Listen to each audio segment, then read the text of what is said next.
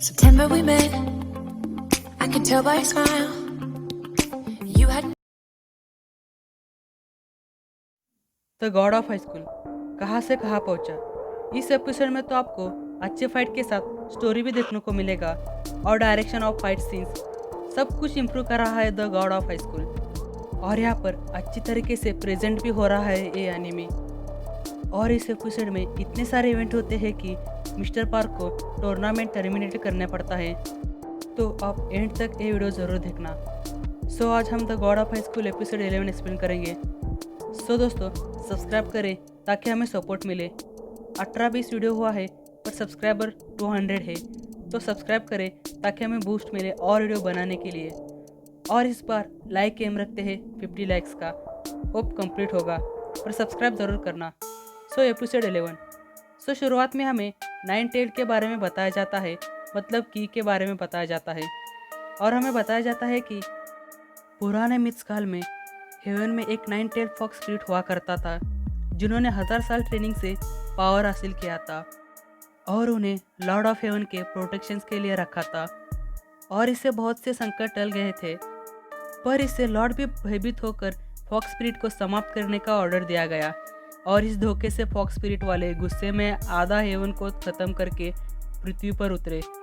और फिर fox Trent जो थका हुआ था, उसने लॉर्ड ऑफ हेवन से बदला लेने की दिल में ही कसम खाई और एक लंबी नींद में चले गए।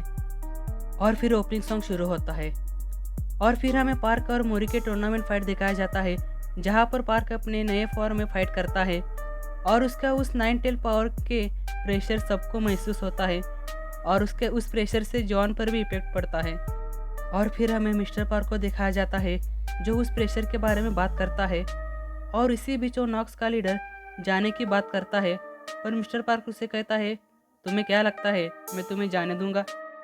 और फिर हमें टूर्नामेंट फाइट दिखाया जाता है और हमें टूर्नामेंट का अब तक का सबसे बढ़िया फाइट देखने को मिलता है। और उसी फाइट के बीच पार्क थोड़ा परेशान से होता है और यह देखकर मोरी कहता है हमें अपने स्पिरिट और बॉडी के साथ भी लड़ना पड़ता है जब पावर पॉड यूज़ करते हैं। और इसके बाद दोनों के बीच एक बड़ा हमला होता है, पर यहाँ पर मोरी कुछ अलग से पावर के साथ होता है और उसी पावर से मोरी पार्क को हरा देता है। और वो सीन बहुत बढ़िया होता है और फाइनली जिन मोरी जीत जाता है। और यहाँ पर मिस्टर पार्क को पता चलता है कि 9 टेल्स हार गया और यह सुनकर वो शॉक हो जाता है। और इसी बीच नॉक्स का लीडर वहाँ से चला जाता है और फिर मिस्टर पार्क फ़ोन पर ऑर्डर देता है कि की को सिक्योर करो।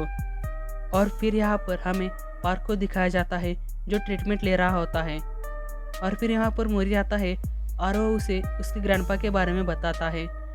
और यहाँ पर हमें एक अच्छा सा सीन दिखाया जाता है जहाँ पर पार्क उसे बिग ब्रदर बोलने को बोलता है और मोरी उसे अपना बिग ब्रदर भी मान लेता है।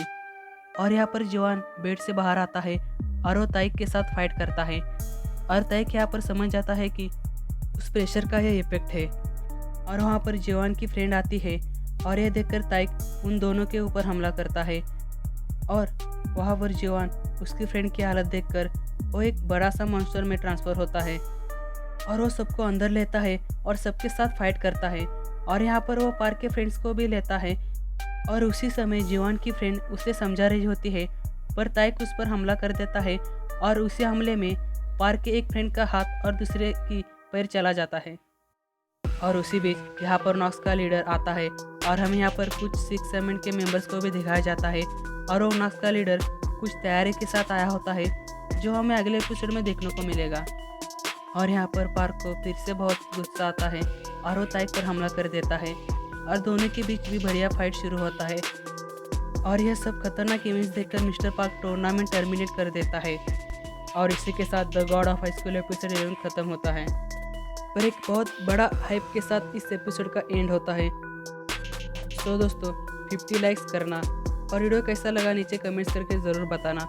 और कुछ सजेशन है तो भी बताना, अगला वीडियो आपके ही एक सजेशन में होने वाला है, तो सजेस्ट करें ताकि हमें और वीडियो बना सके। और सब्सक्राइब ज़रूर करना ताकि हमें सपोर्ट मिले। सो मिलते हैं अगले वीडियो में, तब तक stay home and stay safe.